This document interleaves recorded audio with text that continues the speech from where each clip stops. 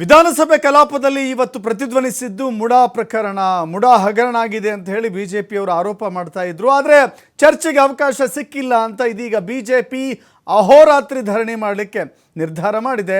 ಇವತ್ತು ಅಹೋರಾತ್ರಿ ಧರಣಿಗೆ ವಿರೋಧ ಪಕ್ಷಗಳು ಮುಂದಾಗಿದ್ದಾವೆ. ಕಾಂಗ್ರೆಸ್ ಹಾಗೂ ಬಿಜೆಪಿ ನಡುವೆ ಮುಡಾ ಗಲಾಟ ಇವತ್ತು ಜೋರಾಗಿ ನಡೀತು. ಚರ್ಚೆಗೆ ಅವಕಾಶ ಕೊಟ್ಟಿಲ್ಲ ಅನ್ನುವ ಕಾರಣಕ್ಕಾಗಿ ಕೇಸರಿ ಪಡೆ ಕೆರಳಿದೆ. ಮುಡಾ ಅಕ್ರಮ ವಿಚಾರಕ್ಕೆ ಸರ್ಕಾರದ ವಿರುದ್ಧ ಸಮರ ಸಾರಲಾಗ್ತಾ ಇದೆ. ಕಾಂಗ್ರೆಸ್ ಸರ್ಕಾರದ ನಿಲುವನ್ನು ಖಂಡಿಸಿ ಅಹೋರಾತ್ರಿ ಧರಣಿ ಮಾಡಲಾಗ್ತಾ ಇದೆ. ಬಿಜೆಪಿಯಿಂದ ವಿಧಾನಸಭೆಯಲ್ಲಿ ಅಹೋರಾತ್ರಿ ಧರಣಿ. ಸದನದಲ್ಲಿಯೇ ಕುಳಿತುಕೊಂಡು ಬಿಜೆಪಿ ನಾಯಕರು ಹೋರಾಟ ಮಾಡ್ತಾ ಇದ್ದಾರೆ. ಇವತ್ತು ಉಭಯ ಸದನಗಳಲ್ಲೂ ಕೂಡ ಮೈಸೂರು ನಗರಾಭಿವೃದ್ಧಿ ಪ್ರಾಧಿಕಾರದ ಹಗರಣದ ಬಗ್ಗೆ ಬಹಳ ದೊಡ್ಡ ಸದ್ದು. ಈ ಸದ್ದಿನಲ್ಲಿ ಜಟಾಪಟಿ ಕೂಡ ನಡೀತು. ಈಗ ಒಳಗಿನ ದೃಶ್ಯಾವಳಿಗಳನ್ನು ಕೂಡ ನೀವು ನೋಡ್ತಾ ಇದ್ದೀರಿ. ಯಾಕೆಂದರೆ ಕ್ಯಾಮರಾಗಳು ಅಲೋ ಇಲ್ಲ, ಅಂದರೆ ನಮ್ಮ ಮಾಧ್ಯಮದ ಕ್ಯಾಮರಾಗಳಿಗೆ ಒಳಗಡೆ ಚಿತ್ರೀಕರಣ ಮಾಡಲಿಕ್ಕೆ ಅವಕಾಶವಿಲ್ಲ. ವಿಧಾನಸಭೆಯ ಸ್ಪೀಕರ್ ಅಲ್ಲಿ ಅಳವಡಿಸಿರುವಂಥ ಕ್ಯಾಮರಾಗಳಲ್ಲಿ ಮಾತ್ರ ನಾವು ಇಲ್ಲಿಯವರೆಗೂ ಸದನವನ್ನು ತೋರಿಸ್ತಾ ಇದ್ದೇವೆ. ಈಗ ತೋರಿಸ್ತಾ ಇರೋ ದೃಶ್ಯಾವಳಿಗಳಿದೆಯಲ್ಲ, ಇದು ಬಿಜೆಪಿಯವರು ಪ್ರತಿಭಟನೆ ಮಾಡುತ್ತಿರುವಂಥ ವಿಧಾನಸಭೆಯ ಒಳಗಿನ ಚಿತ್ರಣಗಳು. ಈಗಲೂ ಕೂಡ ಧರಣಿ ನಿರತರಾಗಿದ್ದಾರೆ ಬಿಜೆಪಿಯ ಸದಸ್ಯರುಗಳು, ಹಾಗೆ JDSನ ಸದಸ್ಯರುಗಳು ಕೂಡ ಇದ್ದಾರೆ. ಜಂಟಿಯಾಗಿ JDS ಹಾಗೂ ಬಿಜೆಪಿ ಜಂಟಿಯಾಗಿ ಮುಡಾ ಅಕ್ರಮದ ವಿರುದ್ಧ ಹೋರಾಟ ಮಾಡ್ತಾ ಇದ್ದಾರೆ. ಸುರೇಶ್ ಬಾಬು ಇದ್ದಾರೆ, JDSನ ಶಾಸಕಾಂಗ ಪಕ್ಷದ ನಾಯಕ, ಅಂದರೆ ಅಲ್ಲಿಗೆ ಸಭಾನಾಯಕ ಅಂತ ಕರೆಸ್ಕೊಳ್ತಾರೆ. JDSನ ಸುರೇಶ್ ಬಾಬು ಇದ್ದಾರೆ, ಬಿಜೆಪಿಯ R ಅಶೋಕ್ ಇದ್ದಾರೆ. ದೃಶ್ಯಾವಳಿಗಳಲ್ಲಿ ಗಮನಿಸ್ತಾ ಇದ್ದೀರಿ. ಬಿಜೆಪಿ ಹಾಗೂ JDSನ ನಾಯಕರು ಕಾಂಗ್ರೆಸ್ ಸರ್ಕಾರದ ವಿರುದ್ಧ ಹೋರಾಟ ಮಾಡ್ತಾ ಇದ್ದಾರೆ. ಕೆಲವರು ಬಾವಿಯಲ್ಲಿ ಈಗಲೂ ಕೂಡ ನಿಂತಿದ್ದಾರೆ, ಇನ್ನು ಕೆಲವರು ತಮ್ಮ ತಮ್ಮ ಚೇರ್ಗಳಲ್ಲಿ ಕೂತಿದ್ದಾರೆ. ಬಸನಗೌಡ ಪಾಟೀಲ್ ಯತ್ನಾಳ್ ಸ್ಪೀಕರ್ ಪಕ್ಕದ ಚೇರ್ನಲ್ಲಿ ಹಿಂಗೆ ಕುಂತಿದ್ದಾರೆ, ನೋಡ್ತಾ ಇದ್ದೀರಿ. ಚೇರು ಅಲ್ಲ, ಮೆಟ್ಲು. ಸ್ಪೀಕರ್ ಪಕ್ಕದ, ಸ್ಪೀಕರ್ ಎಡಭಾಗದ ಏನು ನಾವು ಕೂತ್ಕೊಳ್ತೀವಲ್ಲ ಮಾಧ್ಯಮದವರು, ಆ ಮುಂಭಾಗದ ಮೆಟ್ಟಿಲುಗಳ ಮೇಲೆ ಕೂತ್ಕೊಂಡಿದ್ದಾರೆ. ಬಿಜೆಪಿಯ ಹೋರಾಟದ ದೃಶ್ಯಾವಳಿಗಳನ್ನು ನೋಡ್ತಾ ಇದ್ದೀರಿ. ಇನ್ನು ಇದಕ್ಕೆ ಸ್ಪೀಕರ್ ಮನವೊಲಿಸಿ ವಾಪಸ್ ಕಳಿಸುವ ನಿಟ್ಟಿನಲ್ಲಿಯೂ ಕೂಡ ಬಹಳ ದೊಡ್ಡ ಮಟ್ಟದ ಕಸರತ್ತು ಮಾಡ್ತಾ ಇದ್ದಾರೆ. ಸ್ಪೀಕರ್ ಪ್ರತಿಭಟನೆಯನ್ನು ಕೈಬಿಡಿ ಅಂತ ಹೇಳಿ ಮನವಿ ಮಾಡಿದ್ರೂ ಆ ಪ್ರತಿಭಟನೆ ಮುಂದುವರಿತಾ ಇದೆ. ಉಭಯ ಸದನಗಳಲ್ಲೂ ಕೂಡ ಮುಡಾ ಹಗರಣದ್ದೇ ಸದ್ದಾಯಿತು. ಇನ್ನು ರಾತ್ರಿ ವೇಳೆ ಹೀಗೆ ಉಳಿದುಕೊಳ್ಳುವಂಥ ಶಾಸಕರು ಒಂದು ವೇಳೆ ಅಹೋರಾತ್ರಿ ಧರಣಿ ಅಂದರೆ ಅಲ್ಲಿಯೇ ಮಲಗಬೇಕಾಗತ್ತೆ. ಈ ಪ್ರಕರಣ ಇದೇ ಮೊದಲ ಬಾರಿಯೂ ಅಲ್ಲ, ಕೊನೆ ಬಾರಿಯೂ ಅಲ್ಲ. ಇಂಥ ಅನೇಕ ಘಟನೆಗಳು ನಡೆದಿದ್ದಾವೆ. ವಿಧಾನಸಭೆಯಲ್ಲಿ ಅಹೋರಾತ್ರಿ ಧರಣಿ ಮಾಡಿ ಸರ್ಕಾರದ ವಿರುದ್ಧ ಹೋರಾಟ ಮಾಡಿದ್ದನ್ನು ನಾವು ಕೂಡ ನೋಡಿದ್ದೇವೆ, ನೀವು ಕೂಡ ನೋಡಿದ್ದೀರಿ. ಒಂದು ವೇಳೆ ಈಗ ಅಹೋರಾತ್ರಿ ಧರಣಿ ಮುಂದುವರೆದರೆ ಅಲ್ಲಿನ ಶಾಸಕರುಗಳಿಗೆ, ಅಂದರೆ ಬಿಜೆಪಿಯ ಸದಸ್ಯರುಗಳೇನಿದ್ದಾರೆ ಆ ಸದಸ್ಯರುಗಳಿಗೆ ಊಟ ತಿಂಡಿಯ ವ್ಯವಸ್ಥೆ ಸ್ಪೀಕರ್ ಮಾಡಬೇಕಾಗತ್ತೆ. ಗೊತ್ತಿಲ್ಲ, ಪ್ರತಿಭಟನೆ ಕೈ ಬಿಟ್ಟರೆ ಊಟ ತಿಂಡಿ ವ್ಯವಸ್ಥೆ ಬಗ್ಗೆ ಗೊತ್ತಿಲ್ಲ. ಆದರೆ ಈಗ ಸದ್ಯಕ್ಕಂತೂ ಪಟ್ಟು ಬಿಡದೆ ಬಿಜೆಪಿಯ ಸದಸ್ಯರು ಹೋರಾಟ ಮಾಡ್ತಾ ಇದ್ದಾರೆ.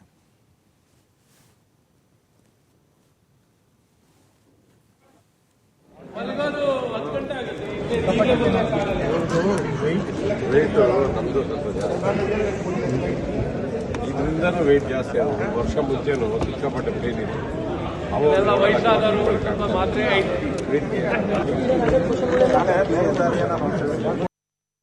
ಮೂಡಾ ಹಗರಣದಲ್ಲಿ ಸುಮಾರು 4,000 ಕೋಟಿ ರೂಪಾಯಿ ಸೈಟ್ಗಳನ್ನು ಲೂಟಿ ಮಾಡಿ ಸಿದ್ದರಾಮಯ್ಯ ಮತ್ತು ಅವರ ಕುಟುಂಬದವರು, ಅವರ ಹಿಂಬಾಲಿಕರು ಎಲ್ಲರೂ ಕೂಡ ಹಣವನ್ನು ಹೊಡೆದಿರೋವಂಥದ್ದು ಜಗಜ್ಜಾಹೀರಾತು ಆಗಿದೆ. ಅದು ದಲಿತರ ಜಮೀನು ಬೋಗಸ್ ಆಗಿ ಕನ್ವರ್ಷನ್ ಮಾಡ್ಕೊಂಡಿದ್ದಾರೆ, ಚೇಂಜ್ ಆಫ್ ಲ್ಯಾಂಡ್ ಯೂಸ್ ಮಾಡ್ಕೊಂಡಿದ್ದಾರೆ, ಬೋಗಸ್ ಆಗಿ ಡಿನೋಟಿಫಿಕೇಶನ್ ಆಗಿದೆ. ಮತ್ತು ಅರಿಶಿಣ ಕುಂಕುಮಕ್ಕೆ ಅಂತ ಹೇಳಿ ತಗೊಂಡು ಈಗಾಗಲೇ ಅದು ಸೈಟಾಗಿ ಮಾರ್ಪಾಡಾಗಿ ಸೈಟ್ಗಳು ಹಂಚಿಕೆ ಆಗಿರೋದನ್ನು ಆದಮೇಲೆ ಹಂಚಿಕೆ ಆಗಿ ಎಲ್ಲ ಆದಮೇಲೆ ಇವರು ರಿಜಿಸ್ಟರ್ ಮಾಡ್ಕೊಂಡಿರೋದು. ಅಂದರೆ ಇವರು ಎಷ್ಟು ಲೂಟಿ ಹೊಡೆದಿರೋದಂತ ಸ್ಪಷ್ಟವಾಗಿದೆ. ಇದರ ವಿರುದ್ಧ ಧರಣಿಯನ್ನು ಮಾಡ್ತಾ ಇದ್ದೀರಿ. ಹಗಲು ರಾತ್ರಿ ಧರಣಿಯನ್ನು ನಾವು ಪ್ರಾರಂಭ ಮಾಡಿದ್ದೀರಿ. ರಾಜ್ಯದ ಜನರ ದುಡ್ಡು ರಾಜ್ಯದ ಜನರುಗಳಿಗೆ ಸೇರಬೇಕು. ಸಿದ್ದರಾಮಯ್ಯ ಮತ್ತು ಅವ್ರ ಕುಟುಂಬಕ್ಕೆ, ಅವರ ಸ್ನೇಹಿತರಿಗೆಲ್ಲ ಈ ಆಸ್ತಿ. ಇದ್ರ ವಿರುದ್ಧ ಹೋರಾಟ ಮಾಡ್ತಾ ಇದ್ದೀರಿ. ಸ್ಪೀಕರ್ ಅವರು ಕೂಡ ಇವತ್ತು ಅವರ ನಡೆ ನೋಡಿದ್ರೆ ಒಂದೊಂದು ನಿಲುವುಗಳನ್ನು ತಾಳ್ತಾ ಇದ್ದಾರೆ. ಬೋಬಿ ಹಗರಣದಲ್ಲಿ 4 ವರ್ಷದ ಹಿಂದೆ ಆಗಿರೋದು, ಅದಕ್ಕೆ ಅನುಮತಿಯನ್ನು ಕೊಟ್ಟರು ಮಾತಾಡೋಕ್ಕೆ. ನಮ್ಮದಕ್ಕೆ ಮಾತ್ರ ಇದು ರೀಸೆಂಟ್ ಅಲ್ಲ, ಇದು ಕೊಡಲ್ಲ ಅಂತ ಹೇಳಿರುವಂಥದ್ದು ಅಕ್ಷಮ್ಯ ಅಪರಾಧ. ಸ್ಪೀಕರು ಕೂಡ ತಪ್ಪು ಮಾಡಿದ್ದಾರೆ ಇವತ್ತು. ಇದರೆಲ್ಲರದ ವಿರುದ್ಧ, ಈ ಹಣ ಲೂಟಿಯಾಗಿರೋ ವಿರುದ್ಧ ನಾವು ಹಗಲು ರಾತ್ರಿ ಹೋರಾಟ ಮಾಡ್ತಾ ಇದ್ದೀರಿ. ಇವತ್ತು ರಾತ್ರಿ ಪೂರ್ತಿ ವಿಧಾನಸೌಧ ಒಳಗಡೆ ನಮ್ಮೆಲ್ಲ ಶಾಸಕರು, JDSನ ಶಾಸಕರು, ನಾವು ವಿಧಾನ ಪರಿಷತ್ತಿನ ಸದಸ್ಯರು, JDS ವಿಧಾನ ಪರಿಷತ್ ನಾವೆಲ್ಲರೂ ಕೂಡ ಧರಣಿಯನ್ನು ಮಾಡ್ತಾ ಇದ್ದೀರಿ. ರಾಜ್ಯದ ಜನರ ದುಡ್ಡು 4,000 ಕೋಟಿ ಇದು ಜನಗಳಿಗೆ ಸೇರಬೇಕು ಅನ್ನೋ ಉದ್ದೇಶ ಇಟ್ಕೊಂಡು ನಾವು ಮಾಡ್ತಾ ಇದ್ದೀರಿ. ಮೂಡ ಹಗರಣದಲ್ಲಿ ಮುಡ ಅಕ್ರಮಕ್ಕೆ ಸಂಬಂಧಪಟ್ಟಂತೆ ಮುಖ್ಯಮಂತ್ರಿಗಳ ಕುಟುಂಬದಿಂದಲೇ ಈ ಅಕ್ರಮ ಆಗಿದೆ, ಮುಖ್ಯಮಂತ್ರಿಗಳ ನೇರ ಪಾಲುದಾರಿಕೆಯನ್ನು ಹೊಂದಿದ್ದಾರೆ ಅನ್ನೋದು BJP ನಾಯಕರ ಆಕ್ಷೇಪ ಮತ್ತು ಆರೋಪ. ಇದೇ ವಿಚಾರಕ್ಕೆ ಸಂಬಂಧಪಟ್ಟಂತೆ ಸದನದ ಒಳಗೆ ಮತ್ತು ಸದನದ ಹೊರಗೂ ಕೂಡ ಹೋರಾಟ ಮಾಡ್ತಾ ಇದೆ ಎರಡು ವಿರೋಧ ಪಕ್ಷಗಳು. BJP ಹಾಗೂ JDS ಸಂಘಟಿತ ಹೋರಾಟ ಕಾಂಗ್ರೆಸ್ ಸರ್ಕಾರದ ವಿರುದ್ಧ, ಅದು ಕೂಡ ಮುಡಾ ಅಕ್ರಮದ ವಿಚಾರಕ್ಕೆ ಸಂಬಂಧಪಟ್ಟಂತೆ. ಮೊದಲ ಆರಂಭದ ದಿನಗಳಲ್ಲಿ ವಾಲ್ಮೀಕಿ ಅಭಿವೃದ್ಧಿ ನಿಗಮದ ಅಕ್ರಮದ ವಿಚಾರಕ್ಕೆ ಸಂಬಂಧಪಟ್ಟಂತೆ ಕಾಂಗ್ರೆಸ್ ಹಾಗೂ ವಿರೋಧ ಪಕ್ಷಗಳ ಮಧ್ಯೆ ಒಂದು ಜಟಾಪಟಿ ನಡೀತಾ ಇತ್ತು. ಇದೀಗ ಮುಡಾ ಅಕ್ರಮ ವಿಚಾರವನ್ನು BJP ಕೈಗೆತ್ತಿಕೊಂಡಿದೆ. ಈ ವಿಚಾರದಲ್ಲಿ ಕಾಂಗ್ರೆಸ್ನ ನಿಲುವು ಅಕ್ರಮ ನಡೆದಿಲ್ಲ ಅನ್ನೋ ವಿಚಾರದಲ್ಲಿ ಕಾಂಗ್ರೆಸ್ ನಿಲುವನ್ನು ವ್ಯಕ್ತಪಡಿಸ್ತಾ ಇದೆ. ಆರೋಪ ಪ್ರತ್ಯಾರೋಪದ ಮಧ್ಯೆ ಸದನದ ಕಲಾಪದ ಸಮಯವೂ ಕೂಡ ವ್ಯರ್ಥವಾಗ್ತಾ ಇರೋದನ್ನು ನೋಡ್ತಾ ಇದ್ದೀವಿ. ರಾಜ್ಯದ ಅಭಿವೃದ್ಧಿ ಬಗ್ಗೆ ಆಗಲಿ, ಮುಂಗಾರು ಆರಂಭ ಆಗಿದೆ, ಪ್ರವಾಹ ಸಂತ್ರಸ್ತರು ಒದ್ದಾಡ್ತಾ ಇದ್ದಾರೆ. ಅನೇಕ ಕಡೆಗಳಲ್ಲಿ ನಮ್ಮ ರಾಜ್ಯ ಬಹುತೇಕ ಮುಳುಗಡೆ ಆಗುವ ಹಂತಕ್ಕೆ ಬಂದಿದೆ. ಅನೇಕ ಜಿಲ್ಲೆಗಳಲ್ಲಿ ಪ್ರವಾಹ ಇದೆ. ಆದರೆ ಪ್ರವಾಹದ ಪರಿಸ್ಥಿತಿ ಗೊಡವೆ ಯಾರಿಗೂ ಕೂಡ ಬೇಡ. ಪ್ರವಾಹದಲ್ಲಿ ಕೊಚ್ಚಿ ಹೋಗುತ್ತಿರುವ ಜೀವಗಳೆಷ್ಟೋ, ಜಾನುವಾರುಗಳೆಷ್ಟೋ, ಮುಳುಗಿರುವಂಥ ಸೇತುವೆಗಳೆಷ್ಟೋ, ರೈತ ಬೆಳೆದಿರುವಂಥ ಬೆಳೆ ಕೊಚ್ಚಿ ಹೋಗಿರೋದೆಷ್ಟೋ, ರೈತ ತನ್ನ ಬೆವರು ಸುರಿಸಿ ರಕ್ತ ಸುರಿಸಿ ಬೆಳೆದಿರುವಂಥ ಬೆಳೆ ನೀರು ಪಾಲಾಗಿದೆ, ಮನೆಗಳಿಗೆ ನೀರು ನುಗ್ಗಿದೆ, ತಿನ್ನೋ ಅನ್ನ ನೀರು ಪಾಲಾಗಿ ಕೊಚ್ಕೊಂಡು ಹೋಗಿದೆ. ಈ ಸಂದರ್ಭದಲ್ಲಿ ರಾಜಕೀಯವಾದಂಥ ಬಹಳ ಹೈಡ್ರಾಮಾ ಆಯಿತು. ರಾಜಕೀಯವಾದಂಥ ಹೈಡ್ರಾಮಾ ನಾವಿಲ್ಲಿ ಗಮನಿಸ್ತಾ ಇದ್ದೀವಿ. ರಾಜಕೀಯಕ್ಕಾಗಿ ನಡೀತಾ ಇರುವಂಥ ಹೋರಾಟ ಆಯಿತು. ಸಂತ್ರಸ್ತರ ಕುರಿತಾಗಿ ಹೋರಾಟ ಮಾಡಿದ್ರ, ಪ್ರವಾಹ ಪೀಡಿತ ಪ್ರದೇಶಗಳಿಗೆ ತಲುಪಬೇಕಾದಂಥ ತುರ್ತು ಮತ್ತು ಅಗತ್ಯ ಸೇವೆಗಳ ಬಗ್ಗೆ ಯೋಚನೆ ಮಾಡಿದ್ರ. ಆದರೆ ಇಲ್ಲಿ ಬೇಕಾಗಿರುವಂಥದ್ದು ರಾಜಕೀಯ ಕಾರಣಕ್ಕಾಗಿಯೇ ಹೋರಾಟ. ಹೇಗಾದರೂ ಮುಡಾ ಅಕ್ರಮನೋ ಅಥವಾ ಪರಿಶಿಷ್ಟ ಪಂಗಡದ ವಾಲ್ಮೀಕಿ ನಿಗಮದ ಅಕ್ರಮನೋ ಅದೆಲ್ಲವೂ ಕೂಡ ತನಿಖೆ ಆಗ್ತಾ ಇದೆ, ನಡೀತಾ ಇದೆ. ಆದರೆ ಇಲ್ಲಿ ಅತ್ಯಂತ ಗಂಭೀರವಾದ ವಿಷಯಗಳು ಚರ್ಚೆ ಆಗುವ ಬದಲಾಗಿ ಕೆಸರೆರಚಾಟಕ್ಕೆ ಸಮಯ ಪೋಲಾಗ್ತಾ ಇದೆ.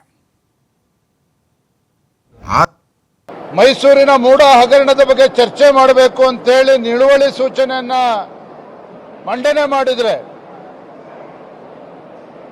ಲಾ ಮಿನಿಸ್ಟರ್ ಹೇಳ್ತಾರೆ, ಕಾನೂನು ಸಚಿವರು ಇಲ್ಲ ಈಗಾಗಲೇ ಎನ್ಕ್ವೈರಿ ಕಮಿಷನ್ ಅನ್ನ ಸ್ಥಾಪನೆ ಮಾಡಿದ್ದೇವೆ, ನೀವೇನೇ ಹೇಳಬೇಕಾದ್ರೂ ಸಹ ಎನ್ಕ್ವೈರಿ ಕಮಿಷನ್ ಮುಂದೆ ಹೋಗಿ ನೀವು ಹೇಳಿಕೆನ ನೀಡಿ ಅನ್ನೋ ಮಾತನ್ನ HK ಪಾಟೀಲ್ ಅವರು ಲಾ ಮಿನಿಸ್ಟರ್ ಹೇಳ್ತಾರೆ.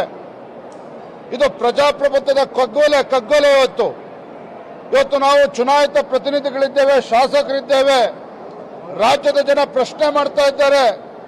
ಬಡವರಿಗೆ ಮೀಸಲಿಟ್ಟಿರ್ತಕ್ಕಂಥ ನಿವೇಶನಗಳನ್ನ ಮನಸೋ ಇಚ್ಛೆ ಹರಾಜು ಮಾಡಿಕೊಂಡು ಕೊಟ್ಕೊಂಡು ಸ್ವತಃ ಮುಖ್ಯಮಂತ್ರಿಗಳ ಕುಟುಂಬನೇ ಈ ಮೂಡ ಹಗರಣದಲ್ಲಿ ಶಾಮೀಲಾಗಿದ್ದಾರೆ, ಲಾಭ ಪಡ್ಕೊಂಡಿದ್ದಾರೆ, ನಿವೇಶನ ಪಡ್ಕೊಂಡಿದ್ದಾರೆ.